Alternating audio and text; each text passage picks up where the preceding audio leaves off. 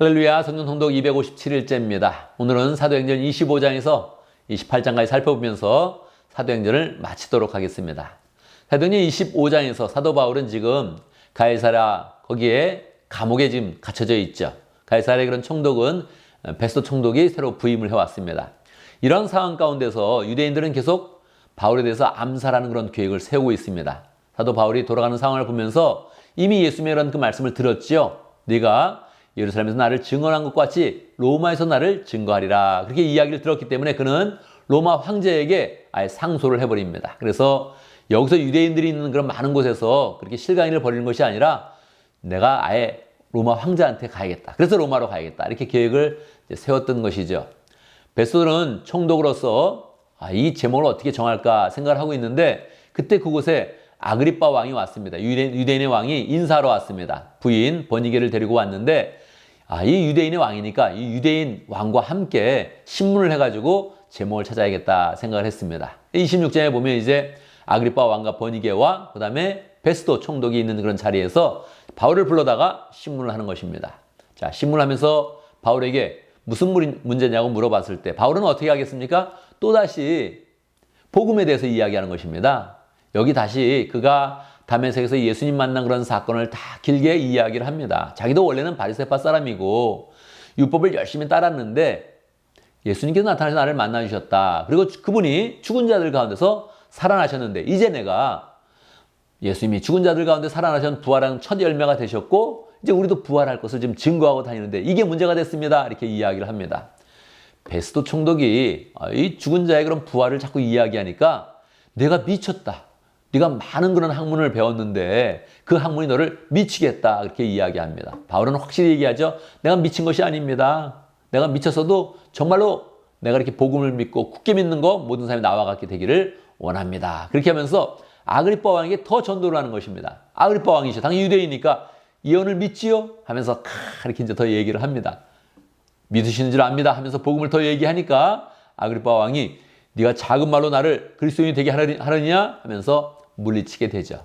그러면서 그들이 결론을 냅니다. 사도 바울은 죄가 없다. 죄가 없고 만약 그가 상소하지 않았으면 아마 석방될 수 있었을 텐데 그렇게 생각을 하게 됩니다. 그러나 상소를 했으니 상소가 이제 법적인 효력을 발휘해서 그가 이제 로마로 가게 되는 것입니다. 27장에 보면 이제 사도 바울이 배를 타고 이제 로마로 가는 그런 행렬에 끼게 됩니다.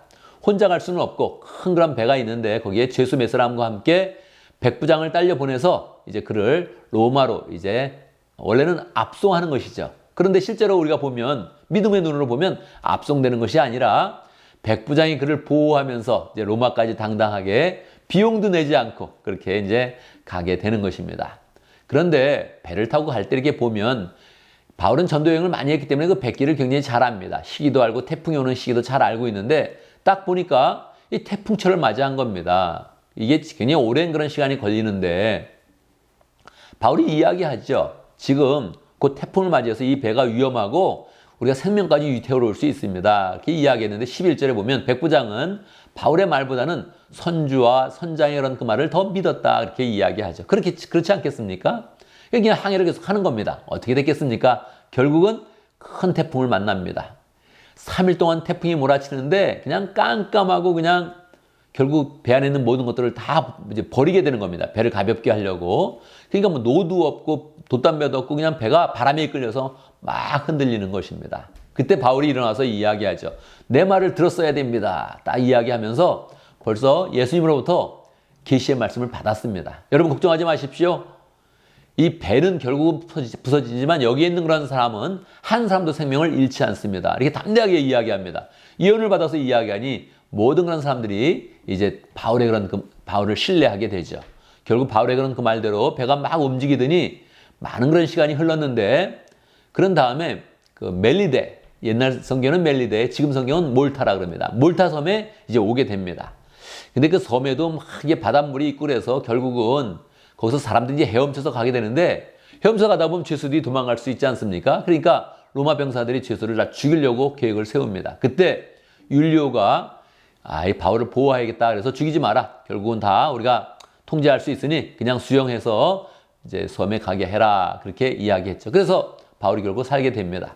28장에 보면 바울의 일행과 거기 있는 모든 그런 사람들이 276명이나 됐습니다. 근데 그 사람들이 다 헤엄쳐가지고 이제 섬에 가까스로 오고 배는 이제 파손되게 된 것입니다.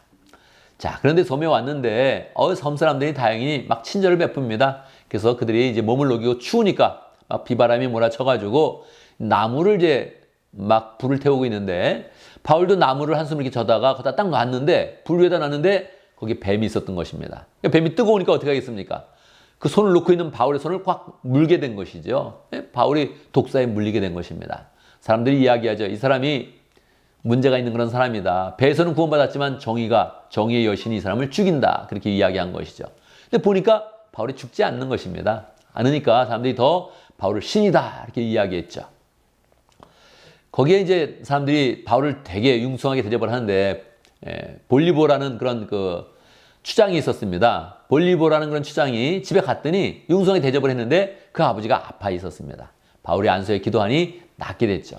융숭한 대접을 받고 석 달을 거기서 머물다가 잘 대접을 받은 다음에 지나가는 배를 만나서 이제 로마로 들어가게 됩니다. 로마에 가니 많은 사람들이 미리 나와서 바울을 막 이렇게 영접을 하죠.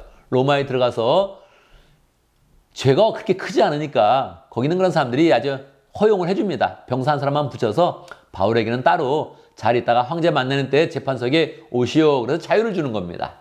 그래서 바울이 거기서 자유롭게 활동을 하면서 2년 동안 있게 되는데 거기서 이제 많은 그런 사람들이 바울을 찾아옵니다. 찾아올 때 어떻게 하겠습니까? 맨 마지막 절에 보면 바울은 자기가 얻은 셋집 거기에서 2해 동안 지내면서 하나님 나라와 주 예수 그리스도에 관한 일들을 가르쳤다. 그렇게 이야기하는 겁니다. 그러면서 사도행전이 맞춰지게 되는 것입니다. 이것은 무엇을 의미합니까? 복음이 세계 중심지인 로마에 도착을 했고 거기서 사도 바울이 하나님 나라와 주 예수 그리스도를 왕성하게 펼치면서 이 사도행전에 막을 내리는 것입니다. 여기서 막을 내리면서 그 마지막 임무, 더 큰 그런 임무는 우리에게 맡겨진 것이죠. 우리가 예수님에 대해서 하나님 나라에서 열심히 전하는 그런 사람들이 되어야겠습니다. 감사합니다.